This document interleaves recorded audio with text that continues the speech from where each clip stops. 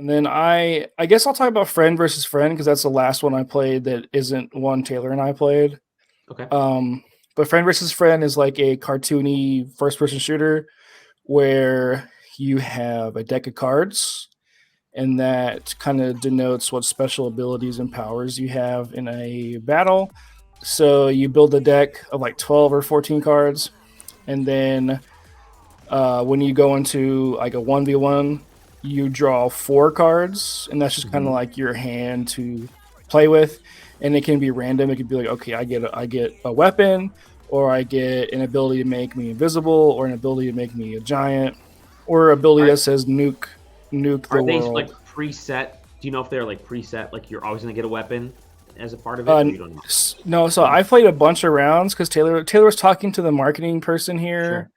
and I was just getting in line, and I played like Talking 8 or talking to some 9. buds at Raw Hmm. Fury and got I lost in played time. like I played like 8 or 9 rounds against different people, Nice. so I saw a bunch Nice. of different like hands, and there's sometimes where I wouldn't have a weapon, but because they start you with a pistol, and the pistol's good enough. It's not it's like a horrible gun, um, but you might get like I got one once where I turned into a giant, and that like triples your health, but it makes you move super slow, but I could obviously be seen by my opponent. But I also had a card that made me invisible, so I was I was invisible, and I was a giant, and I wasn't able to be revealed on the That is map until really I cool, actually. shot.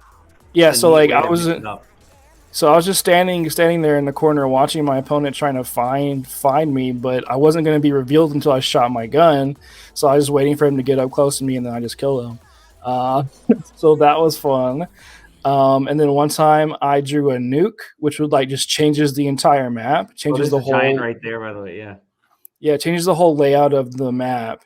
And I thought that was cool. And it like is like a whole like post-apocalyptic thing. And then my opponent had a nuke card too, and he played the nuke, and it like blew up, and we were on the moon, Oh, and wow. it changed the gravity of the map, and we were just like jumping in like Super Mario Galaxy style between like two different uh small size planets. And yeah, and that was fun. It changed the way the bullets moved and Hmm. everything. It was crazy.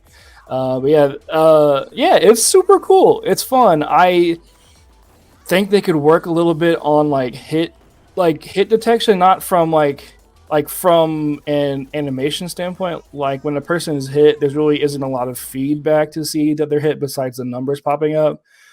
So it kind of makes it feel kind of stiff. But I mean, besides that, it's like super solid. It's going to be fun to see if you can like.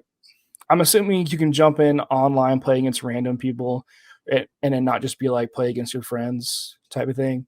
But yeah, it is interesting. It's super cool. So